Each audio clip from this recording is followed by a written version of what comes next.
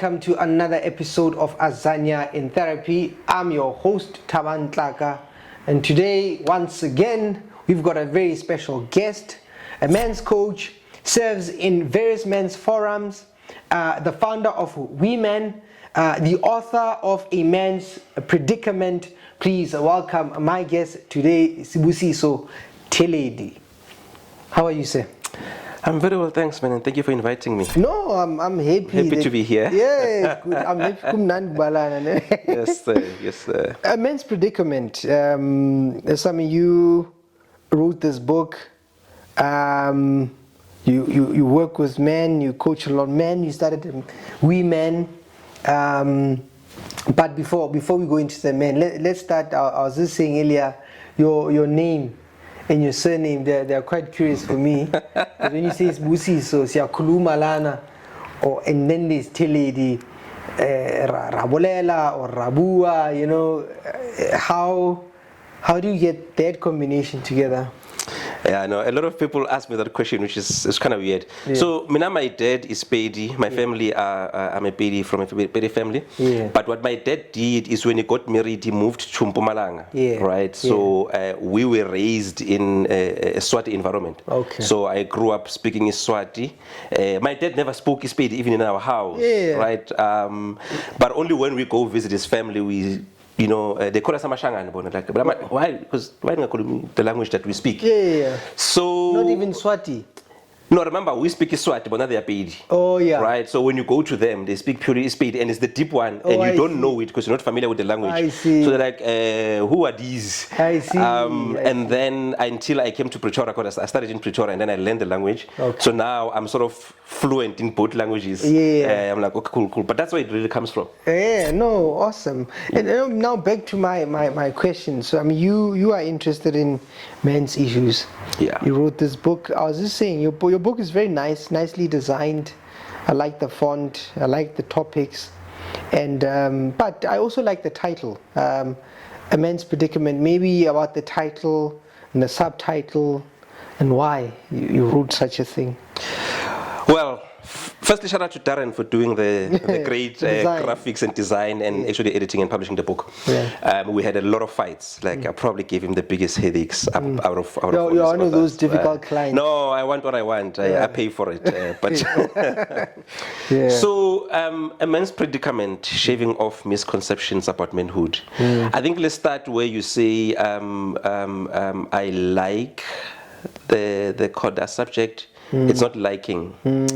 There's a story behind it, right? So, in summary, I went through a phase as a man where my life fell apart. Yeah. Right. Yeah. Proper. I want to say that I lost everything. Yeah. But I mean, it's not really true. But at that time, I'd lost everything that I had. Yeah. So then I went to look for help as a man, right? And I looked for help and I couldn't find help, right?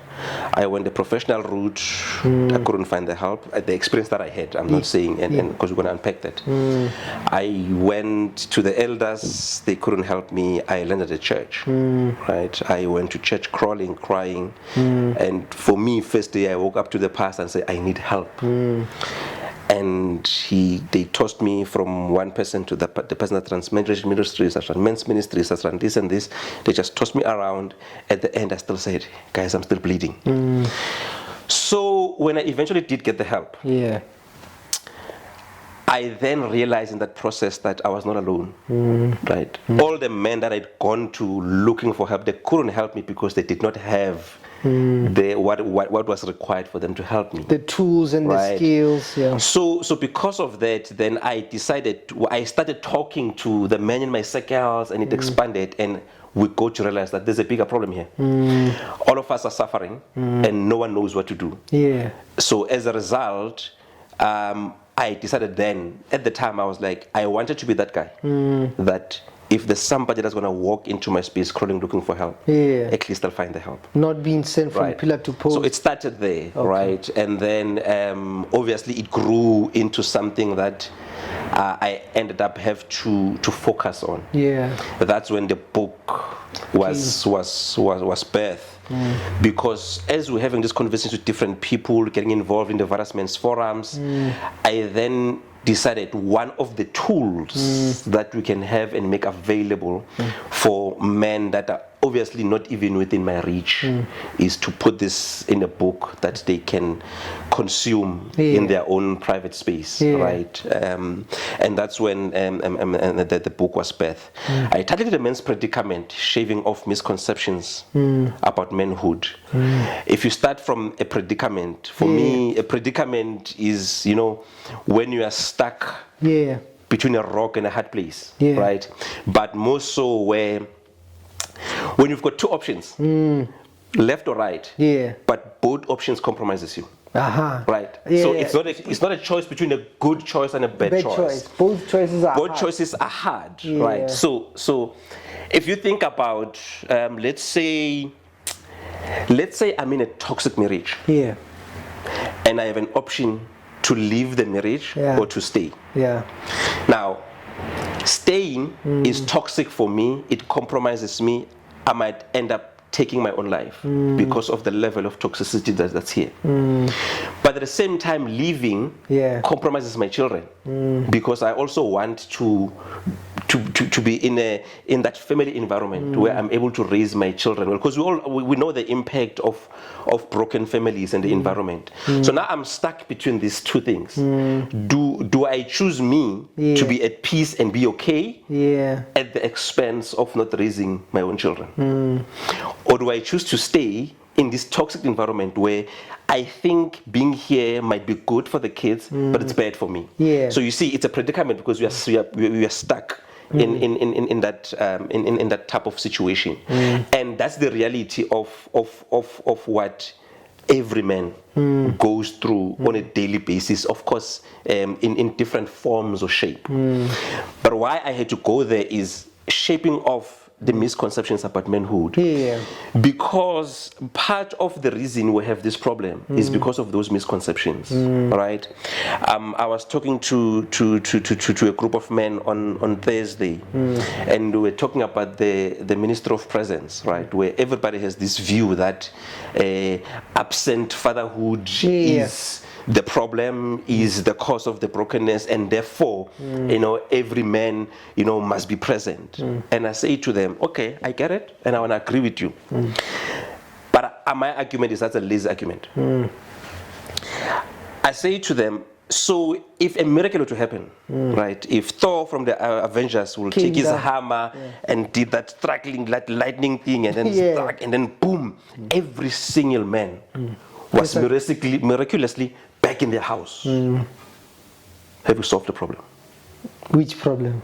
Because remember, it's the means of present. Right? Everyone's saying present fathers. So if we've got present fathers, then things will change, things will be fine. Life will not be better, life will be fine. Because the problem that we're dealing with is that we've got absent fathers. We've got men that have left their household and left their children behind. So as in there will be no more crime. So we'll go there, right? So I'm like, so if we just brought the men back into the household today, have we solved the problem? No. Right? I'm like, because that's the lazy problem that we have, right? And the mind works like that. The mind is lazy. You probably know because that's your space. But the mind is lazy in general. So when there's a problem, the first solution that you bring to the mind accepts and stops. The mind does not go looking for various alternatives. An untrained mind, of course. Well, I'm generalizing, right? So there's a lot of misconceptions about manhood that compromises us as men. And when I say compromise us as men, is because they raise certain expectations that the woman expects certain things from us. Things that we are not capable of delivering. We are not equipped to deliver. So what I mean by that is, I'm not arguing whether this thing should be done or not. I'm not arguing whether the man should do this or not do it. The misconception comes from the concept of saying, does he know? Does he have what it takes? Is he equipped to do it? Because if he's not equipped to do it, what's the point? Yes, there's an expectation of you to do something that you are not equipped or trained to do, to deliver. Yeah. And there's no one that's there to help you do it. Yeah. But you are expected to deliver, right? So now what happens is that's what puts you in a predicament. Yeah. You are happy to do it. Yeah. You don't know how to. But you can't do it. So when I come to you and say, I need help, you don't know how to help me. You don't know. Nobody can show me how to do it. So now I'm stuck in a place where I understand that I need to do this thing. But I'm also honest enough to say, but I don't know how. And there is no one to help me with the how. There's no one to give me the tools. So now I'm stuck in this place where I understand the expectation, I understand the frustration, but I'm also saying, somebody show me, and there's no one to show me, figure it out. Right? So I'm stuck in that phase. So what do I end up doing? I run. So the reason, part of the reason that we're not talking about is, why did the men leave? Yeah. Why are the men absent? Yes, I understand the concept of absence, and I understand the impact of the absence. So I'm not arguing against that. Fair enough. Definitely, we want men to be present. Yeah. We as far as we want to raise our own children, we are the ones that needs to teach our own sons to be better men. 100%. Sure. But before we get there, why did he leave? Why did he run? Why is he running, in fact? Not what did he run? Why is he still running till today? Which is why I asked the question to say, if he comes back home, have we dealt with the thing that made him run? Yeah, maybe then take us there, right? So that's where the concept of a man's predicament comes in. The example that I used is, we live in a society where, think about a guy who committed a crime and went to prison, served his term, come back home, he's been rehabilitated.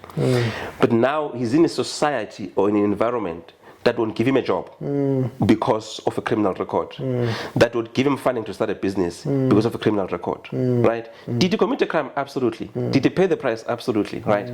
But now we want the same man to be a responsible father, to provide for his family, to look after his family, and he wants to do that without giving him the means. But the environment says no. So now he's stuck in that place where the only door that's open is the world of crime. To go back to what he used to do. He doesn't want to go back there. He's been rehabilitated. You see, but we don't want to help him. But the expectation for him to be a good man and a responsible man is not negotiable, right? So what then?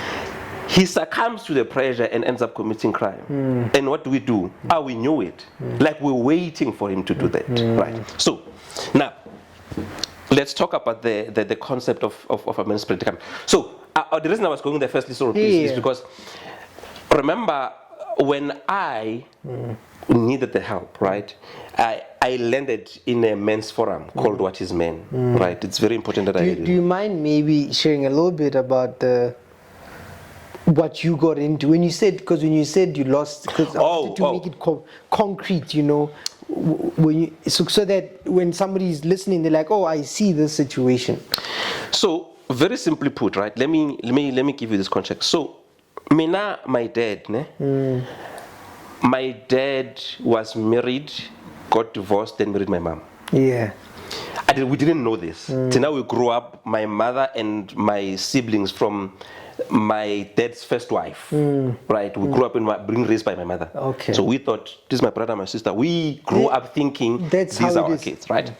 Especially when we grew up, there was not much. They would not. As soon as you live in the house, this is my mother, this is my father. This brother and sister. It ends there. Yeah. So what happens was, my dad passed when I was at 12. And as soon as my father passed, then there started being squabbles between the two sort of the families, right? And it just caused a very uncomfortable, toxic environment, right, that we grew up under. And one of the things that Mina, personally, because this is where it must be important, I then had that decision very young, that one, I want to live with my children, and I want to have one wife with the kids, right? And I want to raise them, and I don't want this drama of mixed families, right? So, and I grew up in the time, I'm an 80s baby, right? I say this, it's so wrong, but I say it, that when people were talking about HIV and AIDS, right, I was not scared of HIV and AIDS. I was scared of making a baby. Yeah, because you being a child and you having seen what happened, you're like, no.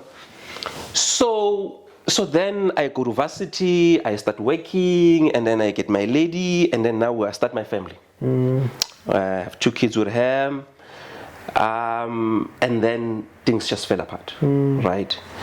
Things just fell apart. That relationship got very toxic, right? And I could have lost my life. I always choose my words in terms of how I say it. How right? you describe what happened. Because, of course, I mean, they'll get to watch this. So what happens is, I got accused of doing something I absolutely did not do. Yeah. Like, absolutely did not do. And you try to defend yourself, you try to fight, and you lose the battle. And at that point in time, it got physical, I got stabbed, right? So I had to leave, right? So the context is, I want to live with my wife and my children, and I want to raise myself. This is like an important this is the critical, fundamental thing for me. Yeah. So now I walk away. I've been physically hurt. I have to lose my family. I have to lose my children. I lose myself in that concept, in that space. I'm a financial executive in a telecoms company at the time. So I mean, I literally walked out of my house. When I say I walked out of my house, I just got in the car. The kind of clothes or stuff that I could grab with my hand. That's how I walked out. Literally. Yeah. Right, and I walk out. So now I'm lost, I'm confused. I want to believe that I did everything right. I heard the cry of the woman about about men not abusing them, about men treating them, about men being responsible. And I want to believe that I did the best at that point in time. I'm that responsible guy. In fact, I brag about it. And I must say this because for me, I walk sort of tall to say, me, I'm that guy that I'm doing things right. I'm at home, I'm looking after my kids, I'm looking after my wife, I've got the job, I'm now a provider, I'm doing this. And because I'm losing all of this for something that I absolutely did not do, makes things worse. Yeah. I would then find out later that what was the story behind it. But at that time, I'm really lost. I'm really confused, like proper confused. I mean, before I could walk out, right? Yeah. I had to call the elders, right? Because I'm like, guys, I'm dying here, right? I mean, I'm bandaged here, but I'm still here, right? One of my friends always thinks I'm crazy because the day I got stabbed in the morning, and that very same evening, I was still in the same bed with my woman, bandaged and all. And right? she's the one who did that. Yeah. And so, but I'm there, right? People are like, are you cuckoo? Are you crazy? And then the week later, that's when I had to go grab my mother, my uncles, get her elders. So, guys, let's sit down and talk. Let's sit down and talk of this, right? So I was accused of infidelity, right? So I was accused of infidelity with a colleague of hers that I'd never met. To this day, I've never met this person that I'm accused of. So I get the elders to come in. We're sitting, guys, please help us fix this. The first thing one of the uncles says, guys, amadoda ayachita man, ningade nibulelane for into ezincane man, let's fix so this. you already are guilty at that point. You have a person who's losing her mind because she has been cheated on. The insensitivity of an elder to walk in and say, yeah, no, it's cool, man. This thing happened. It's normal, man. Men cheat, So let's not fight. Let's just fix this. How do we fix? How do we move on? I'm like, dude, you just poured petrol in the fire. Are you making it worse? No, you literally just poured petrol in the fire, and literally the fight started right there in the middle of everybody, and that's how I literally had to leave. So I left. So I'm losing my mind. I get a place to stay for a couple of days. I was just sleeping on the floor, right? Mind you, I'm an accountant, I'm a financial executive, I'm making money. Yeah. I would work long hours at work. They don't know this, right? Because my boss. I would work long hours at work. Right? They think, okay, at the time, the workload, we were getting a new project, the workload was crazy, right? Meeting deadlines. So I was pushing, but the motivating thing had nothing to do with my dedication to the work. You just didn't want to go home. One, I don't even go home to go to start there.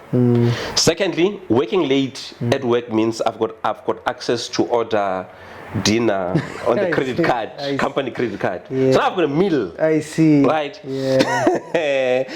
And in the corporate space, It's applauded. Right, it's applauded, I'm being celebrated. Yeah. But actually, at this point in time, this is the only place that I can run to, and this is the only place that it makes sense, because that applaud now validates me, because I'm empty. Yeah. Everything else is falling apart. Yeah. Right. So then I end up at What Is Men. Right. And What Is Men is an organization. So this is a men's forum, right? Yeah. That it's a Christian men's forum. That's like interdenominational. It doesn't belong to a particular church. I see. So it's just a Christian brother who opened this forum. So different men can come. Everybody can come, right? So what we do there is like we meet once a month, like first Saturday of the month at 6 in the morning, like 6 to 8 in the morning, first Saturday of the month we meet. And this is the place where, this is new to me. Remember, I just got to a church and I got tossed around, right? And one of the guys in the church says, "Hey, bruh, come with me. There's this thing here, And then he brought me. So I get there. Very the first day when I get there, it's like 6 in the morning, we just sing 1 or 2 songs, and then we pray, and then it's like a catch up, and then we talk, like we have conversations, right? And I'm like, finally. We're talking. So I'm not saying anything, but I'm listening to other guys who this environment is safe enough for these men to come and open up about whatever they're struggling with. Zero judgment. People are giving advice and blah blah blah. I joined them in 2014. I think 2014, 15, 16, 17, I was like hectically involved, as in I was part of the planning committee. So you get so involved that you even... I got the help that I wanted, right? Number one, very important. So that's where I got my help, right? Or at least, at the very least, it opened me up, because it's not the only place where I got help, but this is the place where it said to me, so it's okay to be vulnerable. So it's okay to talk to someone about the thing that you're struggling with.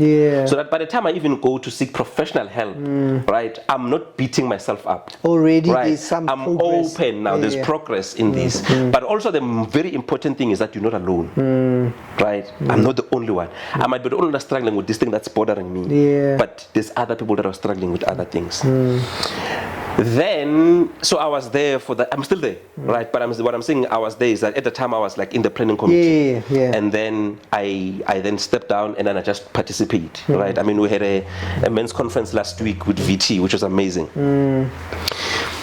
Then, because this is a Christian forum, the second challenge that I had now, because the guys that I'm talking to, some of them are not Christians.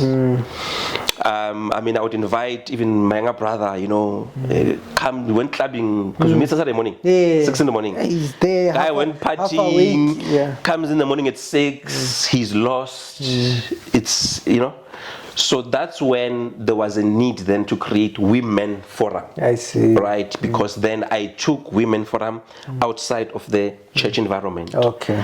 Where then I would then still do the same thing, but it's open for everybody. Right, we literally go for a hike and a braai. Right, so we just go hike and then in the same spot have a braai there and just chill. You take your meat up there, or you find it there? No, so I organize, right? We buy the meat. I'm a perfectionist, I told you. So I would buy the meat, make sure it's marinated the night before, it's set, so when we get there, we're all ready to do our things, right? So, and it would happen in that way that, I'm a Christian. I'm serving at church at some point. When it started, I was a chairman at the church that I was at, right? Now, I say to guys, no, it's okay. Bring your cooler bag, bring your beers, whatever. We go hiking. So obviously the idea is when we're hiking, because it's strange, it's open for everybody, right? So sometimes I don't know you. But because we're taking a hike, it's not I'm not eyeballing you. Yeah, which is intimacy for men. Right, so we catch up, we're just having our conversations there. But also it allows you to suss out who are you comfortable talking to. So that by the time we chill and have a braai, you generally gravitate towards the person you're comfortable with, right? Because bottom line is we know how women are, right? And funny enough, we had to call it we men on purpose. We are men, right? But when we say it, people are like, women!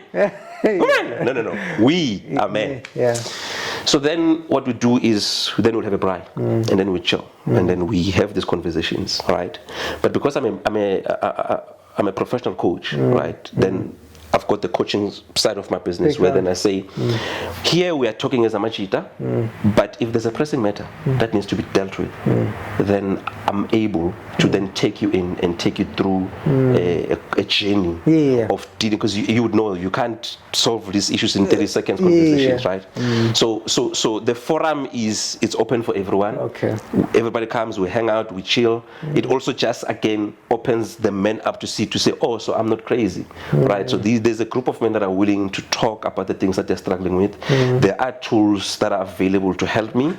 And if then now I want to go the professional route to sit with to Sibu over a period of time, so we can deal with this thing properly. Because I don't believe in the one size fit all type of approach. I believe that each and every case has got its merits. So now I need to be able to listen to that person.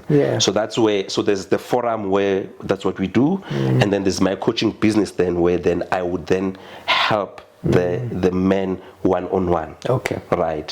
So then I would then also be involved in church run men's ministry, and church, then that's ministry. Right. So that's why I have to move away from accounting to sort of, because this thing is now demanding that I do it full time, because then there's never time. And there's so many, it's so sad, Thabang, when you listen to people's stories, when you listen, I'm talking about the guys that are like me, that have decided I don't want to be abusive, I want to be responsible, and they're trying their best, and they still get compromised. You get called to cases of good guys who have taken the pills, trying to commit suicide, and you get called in and you're running. I don't know how many times I've been in hospitals driving guys who decided to take their own lives. So, and I'm saying this because earlier on we mentioned the thing about men being like the favorite subject, and it's not a favorite subject. It's a trending subject. It's a trending subject. But it's not a subject, and I'll tell you why. You must stop me. I'm a speaker. I mean, I talk for. No, I hear you. I'm following you. I'm a listener. So. And I need to frame this in this sense, right? A lot of people automatically assume that you're there to defend men. That's not what I'm particularly here to do. What I'm trying to communicate is the women are hurting. The stats are there, I can't argue, right? I mean, the men are being abusive, the women are being hurt, they're being abused, the children are being abused, they're being compromised. It's a reality. The thing that I want both men and women to start to understand is that the minute you say the woman is the victim, the man is the culprit, you've solved the case. It's case closed. That is not true.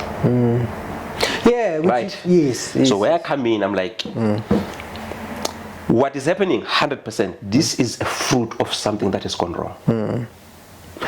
We do not get men to stop being abusive and be responsible by just pointing a finger and say, hey, stop and think about the thing that you're doing. That's not how it works. I always say, if you have somebody that's addicted in drugs or in your or whatever, you do not stop on the other side of the road and say, hey, that thing is going to kill you.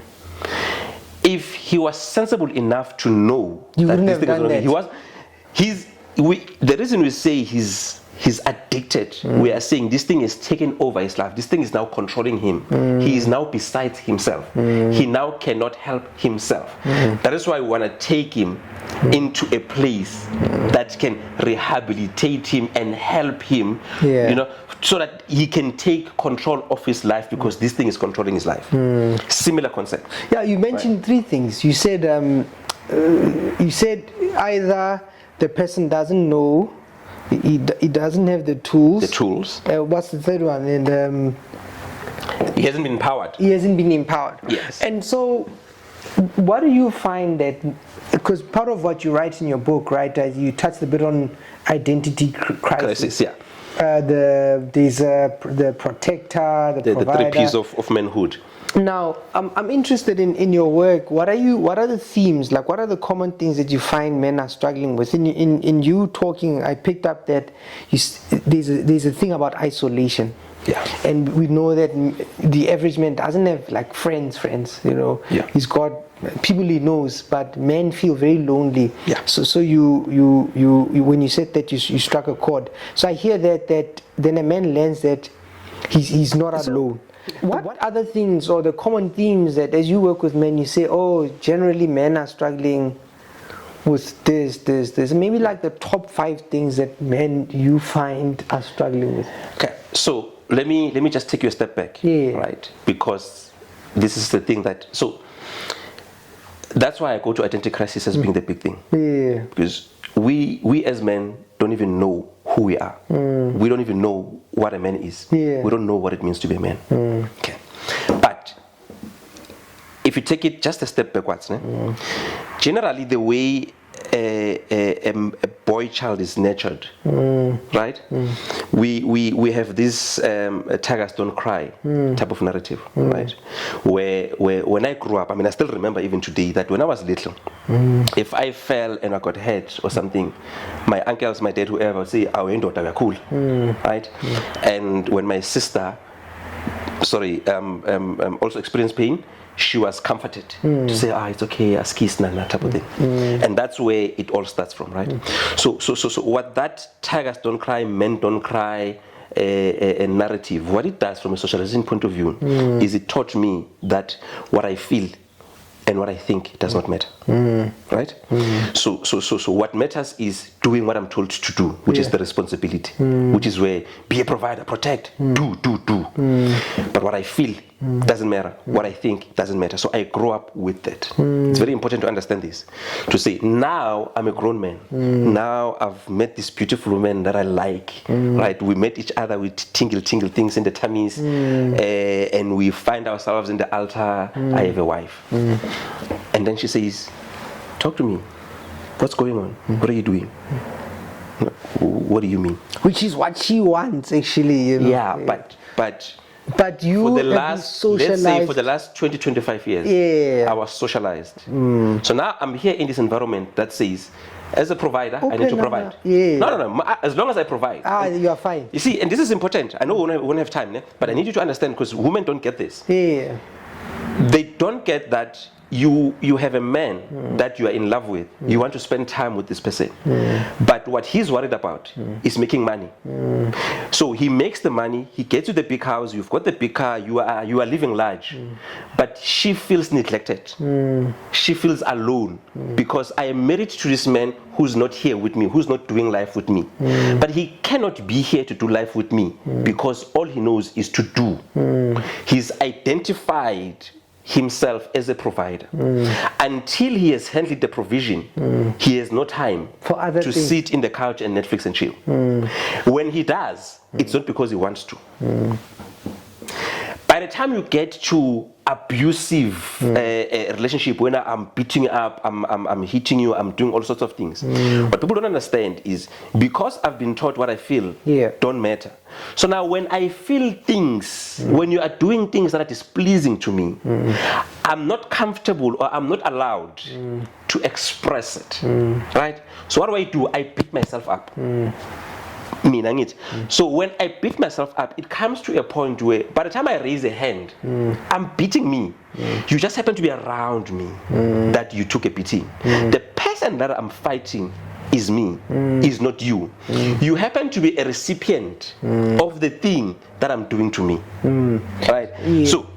So you talk about, and I'm painting that picture so that you understand that what people are struggling with is, one, relationships and marriages. Everybody says the fact of the matter is, I know I like this woman.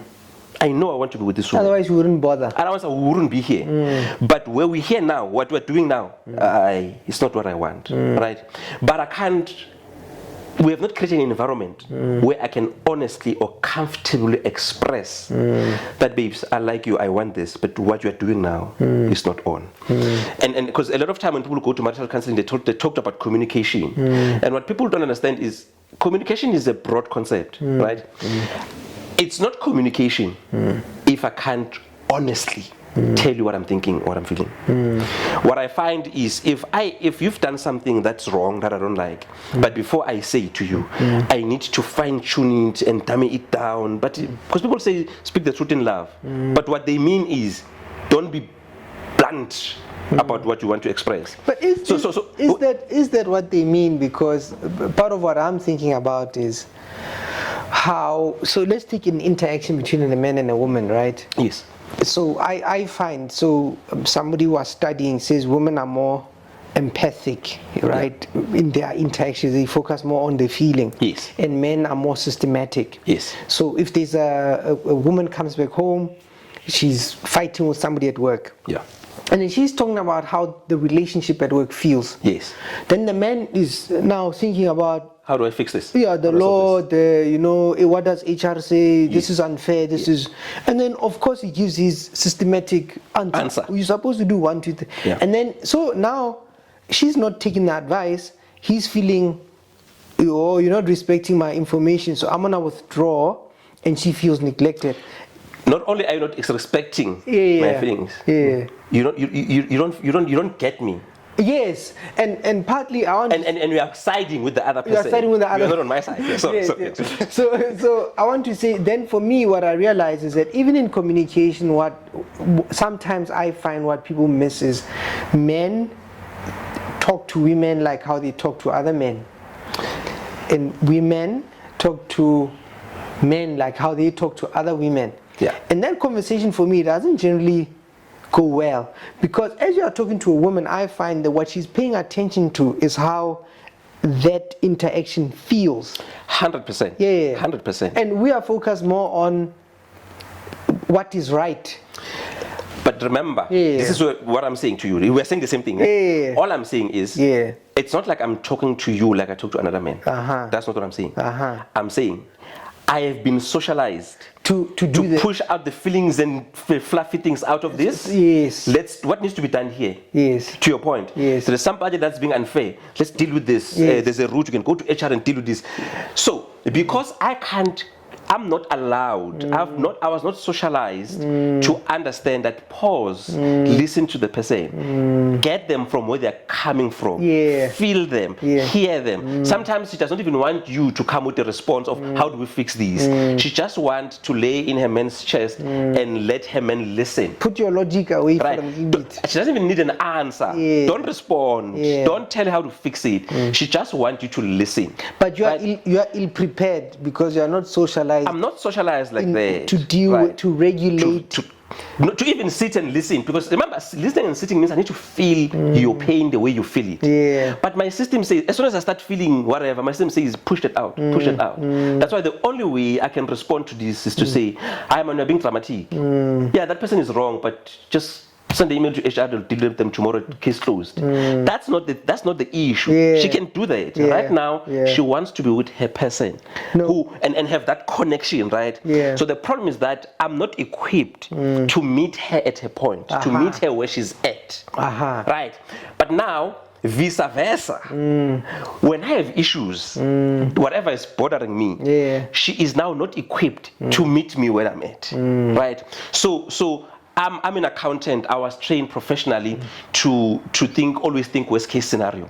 Right. So when we're starting a project or whatever, you're always looking what could go wrong, what's going to go wrong. So that's exactly how I approach my life. Right. So me, what are you doing a budget? Right. So you're doing a budget for the month. Say, okay, cool. We are running thin on our finances. But I'm already thinking, but what if something goes wrong? What if there's this kind of an emergency? Right. So when you're doing a budget, and this is something that I used to struggle with my wife, right? We'll talk, okay, I will say, look, the only amount of money that we have to play with right now, maybe let's say we've got 1,000 rand left. But it is something, if an emergency happens, you're gonna have a problem. We're gonna have a problem. Right? So when she says to me, let's go out for dinner, you're like, hey. I'm thinking, a woman, an average dinner, even if it's just the two of us, maybe we'll look it up at $600. That's more than half what we have to play with in one city, right? So she just wants to go chill, have dinner with her husband, have a good time. Me, I'm already thinking, yo. So now the challenge with that is, even if you do go, we are sitting there, but we're not fully there. Right? So you're sitting there thinking, okay, cool. After this, I need to find a way to make this 600. Right? Again, she's not experiencing me fully because I'm not fully present. Remember? So now it goes to a point where I look at the car and you're like, hey, my car needs tires replacement. Hey, I need 10 stainer to replace these tires. She's worried about, I need a dress to wear to an event, which will probably cost her $500. Okay, we can deal with $500. I've got a 10,000 rand problem. But I'm not going to be able now to, so I'm not going to communicate to her to say, listen, I'm worried about these. So what happens is I keep my problems to myself. That's why I'll talk to my boys. But I will not talk to her about it. But do we really talk to the boys as well? Well, it's a yes and no. It's a yes and no. I was watching there's this series called The Good Doctor. It's an old but I'm watching it now. There's a scene there that this doctor is struggling with autism. And in this case, I don't know if this is something that people with this situation do, but he can't lie. Like, he's blunt. Partly because they struggle with what we call theory of mind sometimes. Okay. So what they see is what they call out. Yeah. So I'm loving that. So for me, it's something that I'm falling in love with now, to say, hey, I wish I could. I mean, I want to do it with, of course, with love, with thought, with care, with empathy, right? But I want to be that person that's able to tell you, listen, But there's a scene where I watched where he's got a girlfriend who's, I think she's a pathologist or something, but they work together, and he lives with Leah. So he lives with a girl, and then he's dating this other girl at work. So there's a scene where the girlfriend is frustrated that why are you so comfortable talking to, you ask me advice, I give you, and then you still go to Leah and ask her, I feel like she's your girlfriend and I'm not, blah, blah, blah. And then he looks at her, he's like, it's easier with her. Right? It was like blunt. Right? If you do it live, you die. But he said, it's easier with her. I don't have to pretend. I don't have to impress her. I don't have to prove myself to her. When I'm with her, I'm me. When I'm with you, I have to prove myself. And that compromises me. Why am I raising this? Right now, I have a group of men that I've met in these men's forums that it's easier for me to be myself when I'm with them. And it's not the same when I'm in other people, or sometimes even with my wife. You say, are men honest with their friends? You said it's a yes and no. Yes and no, yeah. Sometimes the level of honesty is, guys, I really just want to enjoy the game of football and just not worry about anything.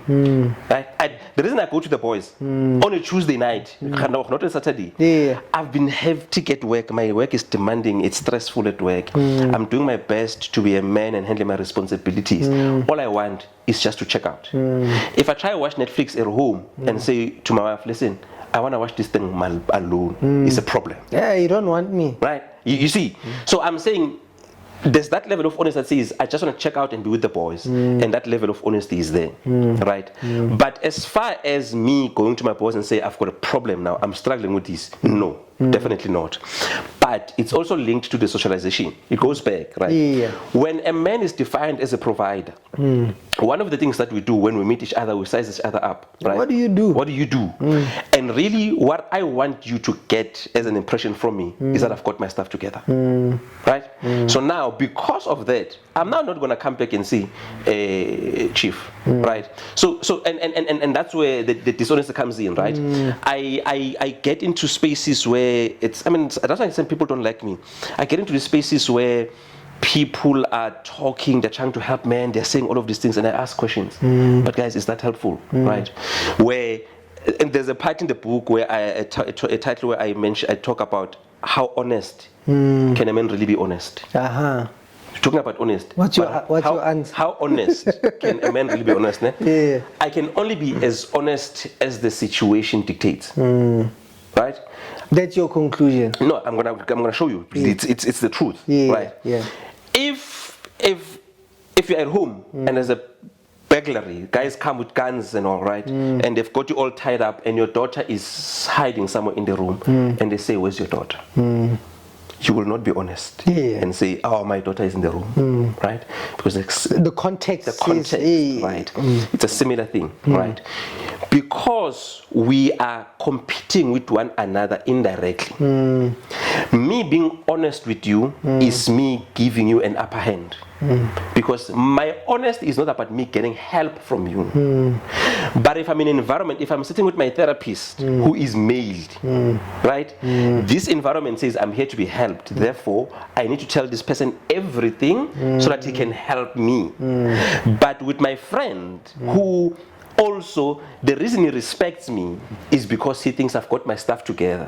The minute I say, bang shaying is right, I slept in the couch last night. You know, what kind of a man are you who allows a woman to throw you out of the bedroom? See, now what that says is that I'm not a man. I'm not man enough. And anything that will deem me unmanly, unman enough, I hide it. You move away from. And we completely run out. The problem we're having with men is.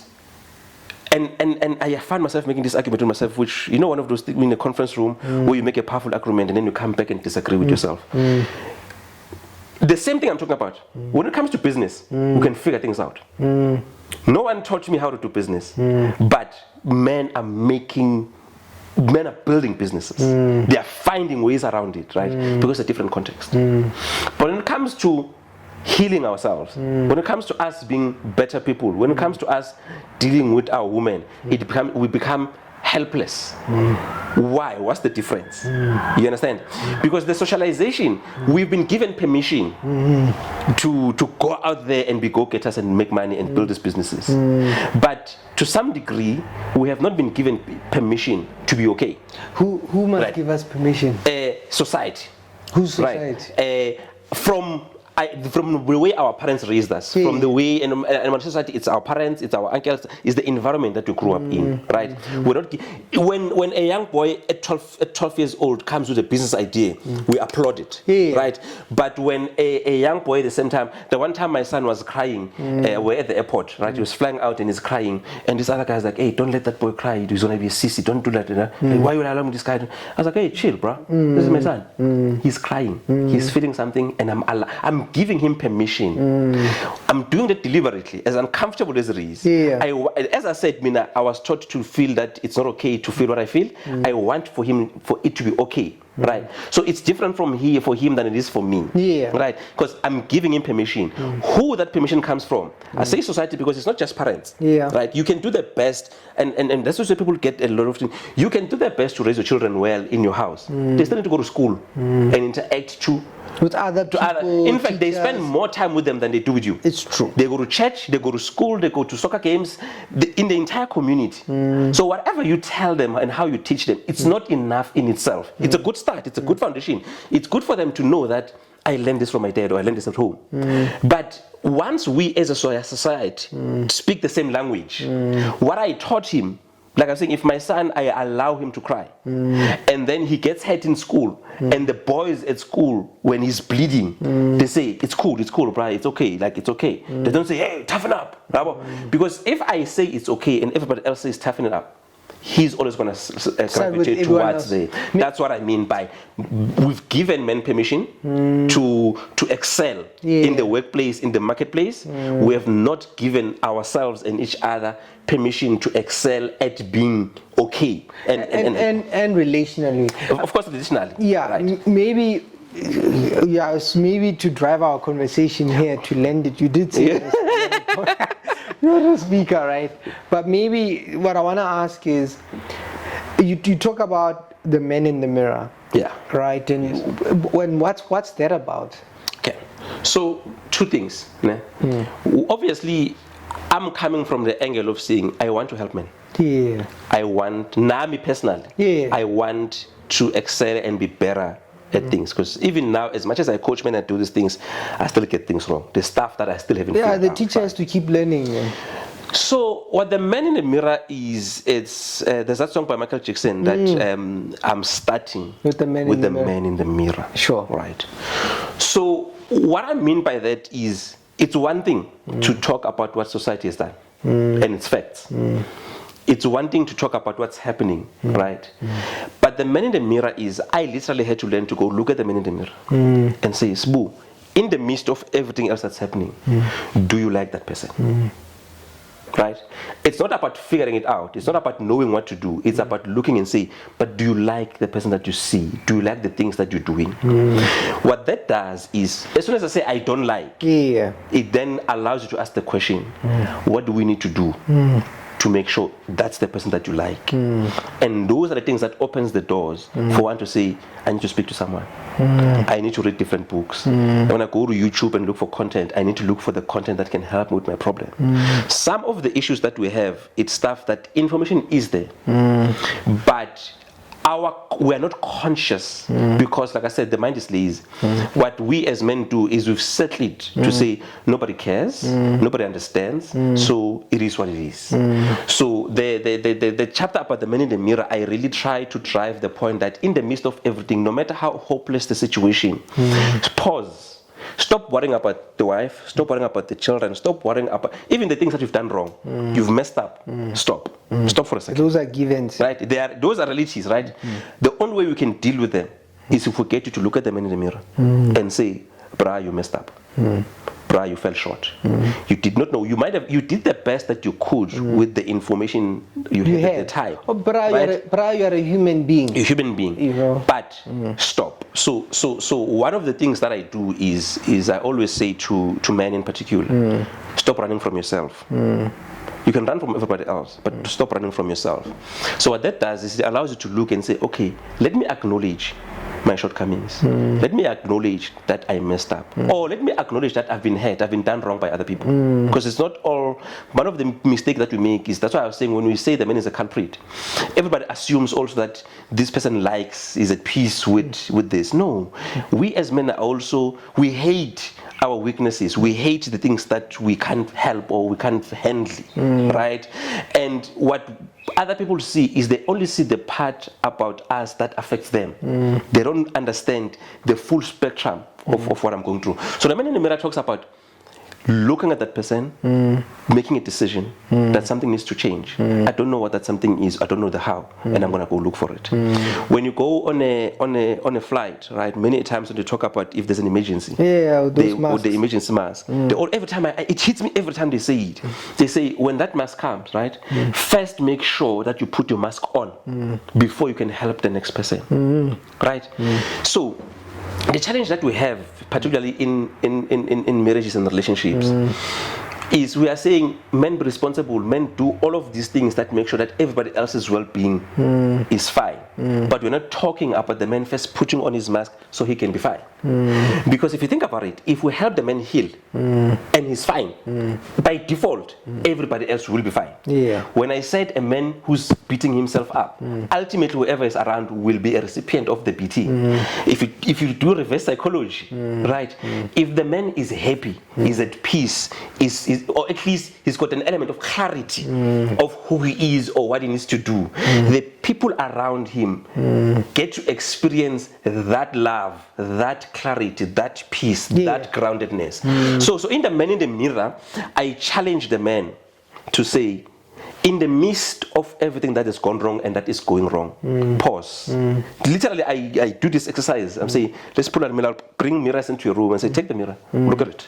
Take your time. Don't they cry? Because that's also one of those moves where people get upset and the idea don't you get very strong emotional reactions? No, you do. No. I've learned to let men cry. I've learned. Not that it's a problem.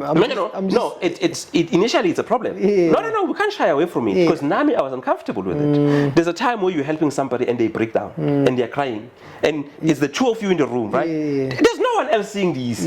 But now you're not sure. So do I embrace you? And then you do that fake guy. No, but you have to let it. There are times where I have to let a man cry in my chest, like I would embrace a woman.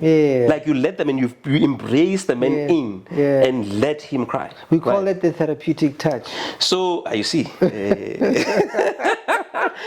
So that's what the man in the mirror, the chapter tries to impose, ne? Because I talk about the mask, because I really say to the men, what you need to understand is, at worst, until you are okay, none of these issues will be solved. None of these issues will be solved. So your marriage will not survive until you are okay.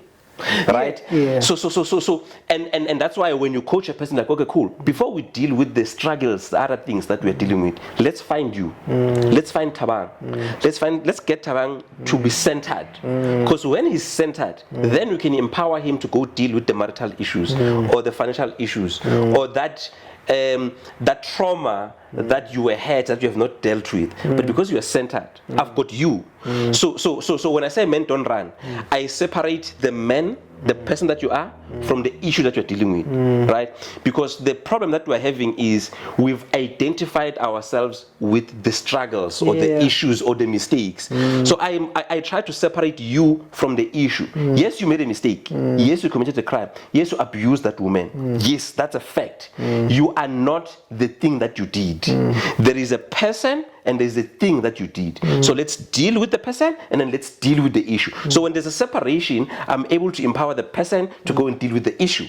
But when we're identified with the issue, then we've got a problem. What are we dealing with here? That is why I hate taglines like men are trash. You know, no, you are not trash. You did something trashy.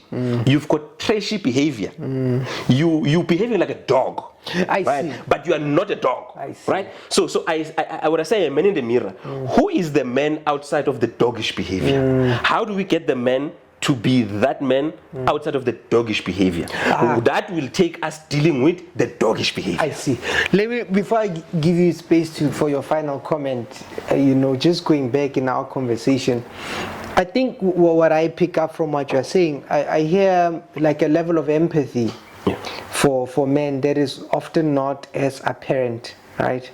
For example, you give the example of somebody coming back from prison, and so society will judge this person, but I hear you saying things like, look, people do things, right? That happens. But let's fetch them. Let's fetch you from where you are. Use another example: if somebody's an addict, and instead of judging them, reach out to them, help them understand, and then help them do the right thing. Give them the resources and the space. So I hear an element of compassion there. The second thing I picked up, as you're talking, is this idea of psychological safety. That we have relationships where we don't really feel safe with each other, and especially now in this context where we like counseling people, we like content, we like when people are vulnerable, we take what they tell us and we broadcast it. And so we don't create safe places and relationships where people can just be. And this causes us to sort of pretend.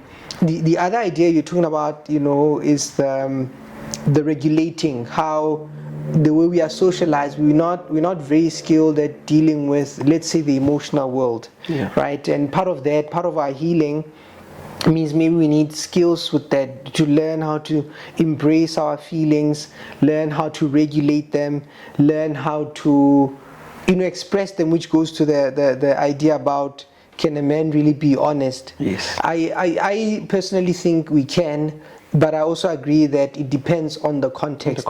I think if you are with, because human beings, we bond in vulnerability, and so I think as long as men find themselves in, whether with partners or friends or family, that don't allow them or allow us to be able to just speak what we feel, then I can see a lot of men check out and say, what's the problem? I just shut up because my opinion and what I think is not important. So I see all that, but I mostly I hear your passion and the compassion for men's issues. Maybe as a parting shot, let's say there's a man out there who thinks that nobody will understand, I'm alone, because I come across a lot of that, like nobody understand, I'm alone, What would you say to that man as your final thoughts, Yeah, so you see, that's actually a very broad question. Two things that comes to mind, right? So I said that I'm a Christian and I believe in the Bible. One of the things that happens in the Garden of Eden is when Adam has sinned and they're hiding with the wife, right? And God comes and say, Adam, where are you? There's two questions, fundamental questions that God asked to Adam. One is, where are you? And then he says, I heard you, I was afraid. And then he says, who told you? So two questions, where are you and who told you? So when a man says, I feel alone, I feel lost, and all of that, it's their truth, and we're not going to minimize it. The question that I always get them to ask is, what informed you believing that you're alone? Which voice were you listening to that made you believe that? I know you're alone, I know the truth, I already know the answer, but I'm saying, right? That we acknowledge. And I'm saying this, so that if someone is watching this, that I want them to question which voice are they listening to that's making them it's true that you're alone. It's true that you're feeling alone. I've been there, right? But I to also investigate the voice that's speaking around. That's the first thing. Yeah. The second thing that, as I was saying, that one, don't run from yourself, right? When you look at the man and decide that, okay, yes, you feel alone, but do you like this? Of course not. So it will take you doing something to get into environment where you're not alone, which means the companionship or the friendship or the brotherhood that you need to have somebody that you can speak to, it will not happen miraculously. Unfortunately, you can't just pray it in and then it happens, right? It will require you to find something within you to be bold enough to go find somebody that you can talk to. That's where we come in. That's where you reach out. I mean, I talk to people online. It doesn't have to be a face-to-face thing, right? That's where you look for your women forums or your what is men forums or any such a forum. I know they are limited, but you look for that. You have to look for that space. And the tricky thing is, I argue, people don't agree with me on this one. I say people disagree with you. No, because I'm not. So here's the thing. What worked for me, how I ended up healing, right, is I'm the one that came to you and say, I need help. I've got a problem. And you say, what's my problem? And I tell you. I had to allow myself to take the risk of being vulnerable. I don't know what you're going to do with that information, right? I'm scared that you can take it and use it against me, right? There's people involved in my life that I'm still trying to protect. So there's a reason I don't want to share. However, what helped me is making a decision like, look, I need the help. What you do with the information I can't control, but I need to get it off my chest, right? I'm not saying just go look at strangers, but I'm saying try and identify one or two people that you can talk to, but be at peace with the fact that that information can be used against you or they can gossip about you. Because you have to pick your struggle, right? You've got different problems that you're dealing with here. One is that I feel alone and I need help. So let's deal with the fact that I need help. How the help comes about and what the help, how I might be compromised, that's secondary, right? I say that I'm a Christian and I'm saying that on purpose because I also want to believe, I mean, you in your space, you would understand the danger of somebody who's isolated, the danger of somebody that feels alone and now they're listening to their own voice, because that's when that voice says, you know what, your life does not matter, jump off the building, right? So I'm saying, I don't want you to dwell in your own voice to that point. So rather take the risk of talking to a Sibusiso, right? That, yes, I'm a professional, but I'm saying there's another Sibusiso out there who might not be a professional. Yes, they might talk about your issues. Absolutely, I'm not even going to downplay that. But if they save your life and they talk about your issues, I would rather be alive and deal with my issues being discussed in the streets than me being dead. So I'm saying one of the mistakes that we make in general is what we call bulking, right? Where there's 10,000 issues that looks like one issue. And I'm saying, let's not bulk, let's deal with one issue at a time. The first issue is, I want to be okay, right? So let's deal with me being okay. The process of me being okay will come with other things. Once I'm okay, we'll deal with this. That's why I'm saying if somebody's got marital problems, I'm not dealing with the marital problems, I'm dealing with you. Once we are okay, then you can deal with the marital problem. The problem that we are having is that we're trying to deal with everything at once. It's bulking, and that does not produce a desired result. When you deal with one thing at a time, you might have 10 problems. You might be able to solve 6 and fail to solve 4, but you've won.